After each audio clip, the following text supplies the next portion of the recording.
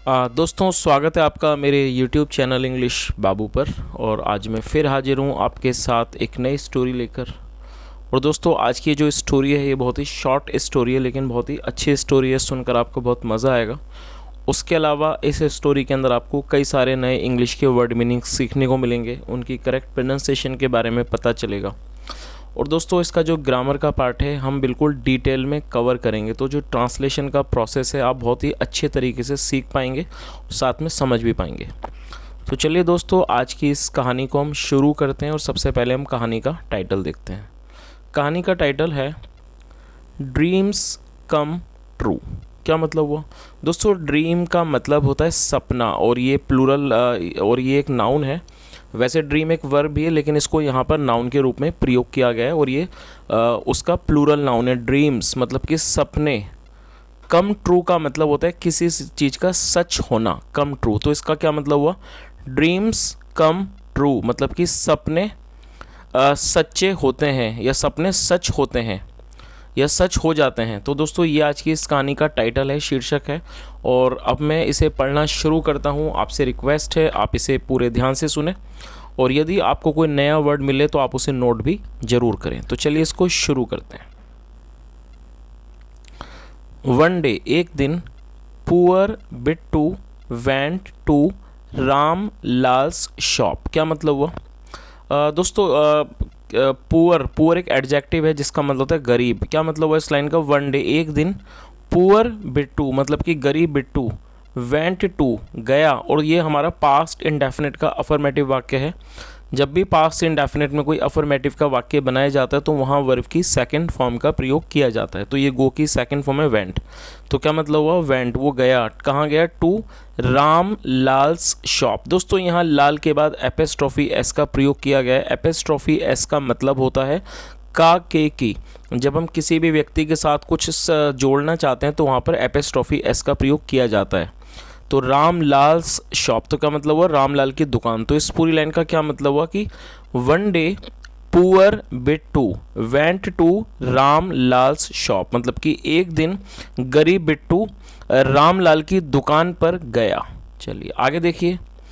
Ram Lal asked him, और ask का मतलब होता है पूछना, और ये सेकंड फॉर्म है, और हिम मतलब उससे, जो कि ऑब्जेक्ट है। क्या मतलब हुआ? राम लाल आस्क्ड हिम, रामलाल ने उससे पूछा। Why are you standing here. दोस्तों, ये जो हमारा वाक्य है why are you standing here, ये प्रेजेंट कॉन्टिन्यूअस का वाक्य है। और प्रेजेंट कॉन्टिन्यूअस के अंदर इज एम आर का प्रयोग किया जाता है हेल्पिंग वर्ब के रूप में, और साथ में वर्ब की फर्स्ट फॉर्म, फोर्थ फॉर्म का प्रयोग किया जाता है। तो S T A N D ये वर्ब की फर्स्ट फॉर्म है, और जब हम इसमें आई एन जी को ऐड कर देते हैं तो ये हो जाएगी वर्ब की fourth form.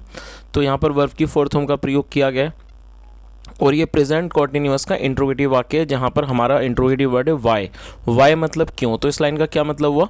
Y are you standing here, और स्टैंड का मतलब होता है खड़ा होना। Why are you standing here, तुम यहाँ पर क्यों खड़े हुए हो। तो इस पूरी लाइन का क्या मतलब हुआ कि रामलाल ने उससे पूछा why are you standing here, कि आप यहाँ पर क्यों खड़े हो। चलिए आगे देखिए। बिट्टू आंसर। दोस्तों, आंसर भी एक वर्ब है जिसका मतलब होता है किसी की बात का जवाब देना, और ये वर्ब की सेकंड फॉर्म है। बिट्टू आंसर्ड, बिट्टू ने जवाब दिया। I had seen a dream last night. क्या मतलब हुआ दोस्तों? ये जो हमारा वाक्य है ये पास्ट परफेक्ट का वाक्य है।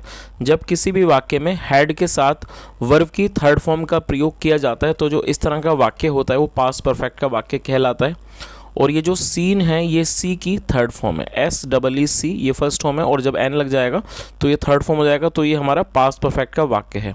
और दोस्तों, यहाँ पर ये जो वर्ड है ड्रीम, इसको यहाँ पर नाउन के रूप में प्रयोग किया गया। नाउन का मतलब संज्ञा, ड्रीम मतलब स्वप्न या सपना। तो इस लाइन का क्या मतलब हुआ? आई हैड सीन, मैंने देखा था, अ ड्रीम एक सपना, लास्ट नाइट पिछली रात। तो पूरी इस लाइन का क्या मतलब हुआ कि बिट्टू आंसर्ड मतलब बिट्टू ने जवाब दिया। I had seen a dream last night मतलब मैंने पिछली रात, लास्ट नाइट मतलब पिछली रात, एक सपना देखा था। चलिए देखिए आगे देखते हैं क्या होता है। आई सॉ, और दोस्तों ये सी की सेकंड फॉर्म है, और जैसा मैंने आपको बताया ये थर्ड फॉर्म है सी की, सीन, और ये सेकंड फॉर्म है एस ए डब्ल्यू, और ये पास्ट इंडेफिनिट का वाक्य है, इसलिए यहाँ पर सेकंड फॉर्म का प्रयोग किया गया है। तो क्या मतलब हुआ? आई सॉ मैंने देखा, दैट की I would get gold. Get का मतलब होता है किसी चीज़ का मिलना या फिर प्राप्त होना। तो क्या मतलब हुआ, मैंने देखा दैट कि आई वुड गेट गोल्ड, कि मुझे सोना मिलेगा हेयर, यहाँ पर, in front of your shop.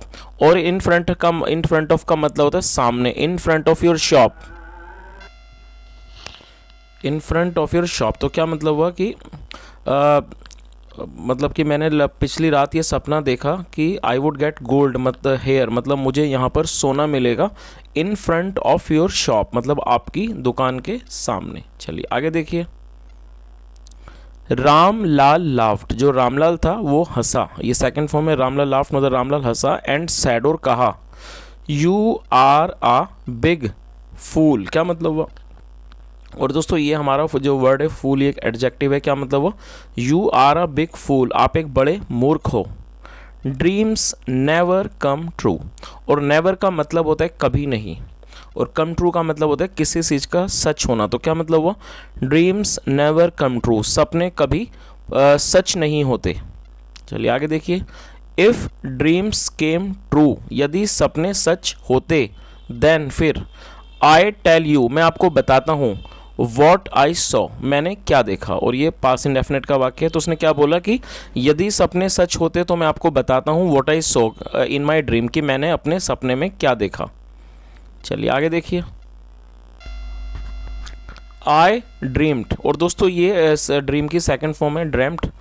तो क्या मतलब हुआ, आई ड्रेम्ड, मैंने सपना देखा। और दोस्तों जैसे मैंने आपको बताया ड्रीम एक नाउन है और साथ में वर्ब भी है, तो इसको यहाँ पर वर्ब के रूप में प्रयोग किया गया है। और ये सेकंड फॉर्म है आई ड्रेम्ड मतलब मैंने सपना देखा, दैट की there is gold underground in your courtyard. क्या मतलब हुआ, देयर इज़ गोल्ड मतलब कि सोना है अंडरग्राउंड मतलब कि ज़मीन के नीचे, इन योर कोर्टयार्ड, कोर्टयार्ड मतलब बरामदा, आप बरामदा या कह सकते हैं आंगन, आपके आंगन के जो ज़मीन के नीचे सोना है। चलिए आगे देखिए।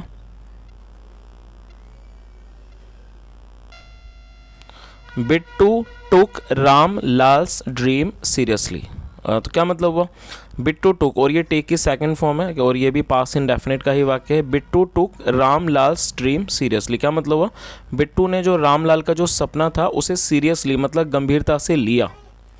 एंड रश्ड बैक होम, और रश करने का मतलब होता है किसी जगह तेज़ी से भागकर पहुंचना। एंड रश्ड बैक होम, और वो तेज़ी से घर भागकर मतलब कि भागकर घर पहुंचा। ही रीच्ड होम, वह घर पहुंचा। एंड स्टार्टेड डिगिंग, दोस्तों डिग करने का मतलब होता है खोदना, और स्टार्टेड का मतलब होता है किसी काम को शुरू कर देना। तो इस लाइन का क्या मतलब हुआ, ही रीच्ड होम, वह घर पहुंचा, एंड स्टार्टेड डिगिंग, और उसने खुदाई करनी शुरू कर दी, हिज कोर्टयार्ड, अपने आंगन की। सडनली मतलब कि अचानक, his shovel struck something hard, क्या मतलब हुआ, और जो शोवल का मतलब होता है फावड़ा, क्या मतलब हुआ, अचानक जो उसका फावड़ा था, स्ट्रक समथिंग हार्ड मतलब किसी चीज़ से बहुत तेज़ी से टकराया, बहुत सख्ती से टकराया। चलिए आगे देखिए। He took out the mud, mud का मतलब होता है कीचड़ या फिर गारा मिट्टी, उसे मड कहा जाता है। तो उस लाइन का क्या मतलब हुआ, ही टुक आउट द मड, उसने उस मड को मतलब उस कीचड़ को निकाला। एंड सॉ, और देखा, अ पॉट, पॉट का मतलब होता है किसी प्रकार का छोटा बर्तन गमला वगैरह, उसे पॉट कहा जाता है। तो उस लाइन का क्या मतलब हुआ, ही टुक आउट द मड, उसने मतलब मिट्टी को निकाला, जो कीचड़ थी मिट्टी थी उसको निकाला। एंड सॉ अ पॉट, और उसने एक गमला देखा, एक पॉट को देखा मतलब एक बर्तन को देखा। ही टुक आउट द पॉट, उसने उस गमले को बाहर निकाला। और ये दोस्तों आप इस वर्ड को नोट कर सकते हैं, टेक आउट का मतलब होता है किसी चीज़ को बाहर निकालना, और ये सेकंड फॉर्म है। तो क्या मतलब हुआ, ही टुक आउट द पॉट, उसने टुक आउट को बाहर निकाला। It was filled with gold coins, field का मतलब भरा हुआ, और ये एक एडजेक्टिव है, आप इस चीज़ को नोट कर सकते हैं। It was filled with gold coins मतलब कि वह भरा हुआ था, विद गोल्ड कॉइन्स मतलब सोने के सिक्कों से वो भरा हुआ था। चलिए आगे देखिए। बिट्टू सैड, बिट्टू ने कहा, थैंक्स टू रामलाल, क्या मतलब हुआ, बिट्टू ने क्या कहा, थैंक्स टू रामलाल मतलब रामलाल को धन्यवाद। इट इज़ ट्रू, ये सच है, दैट की ड्रीम्स कम ट्रू, कि जो सपने हैं वो सच होते हैं। नाउ अब, I am a rich man, और अब क्या है, नाउ मतलब अब, I am a rich man, अब मैं एक अमीर आदमी हूँ। तो दोस्तों ये एक छोटी सी स्टोरी थी, और मैं उम्मीद करता हूँ आज की जो स्टोरी आपको अच्छी लगी होगी। और वैसे इसका जो स्टोरी का कोई मॉरल यहाँ पर है भी नहीं, लेकिन यदि आपको ये स्टोरी सुन के अच्छा लगा और यदि आप अपनी तरफ से कोई भी इसका मॉरल देना चाहें तो कमेंट माध्यम से ज़रूर बताएं। तो दोस्तों, यदि आपको आज की स्टोरी अच्छी लगी हो और मेरा पढ़ाने का प्रयास भी अच्छा लगा हो तो वीडियो को ज़रूर लाइक करें, शेयर करें, चैनल को सब्सक्राइब करें, कमेंट करके ज़रूर बताएं यदि आपका कोई सुझाव हो। और यदि आप इस कहानी का कोई मॉरल भी देना चाहें तो आप कमेंट के माध्यम से ज़रूर बताएं। सुनने के लिए thank you so much. Have a nice day and bye.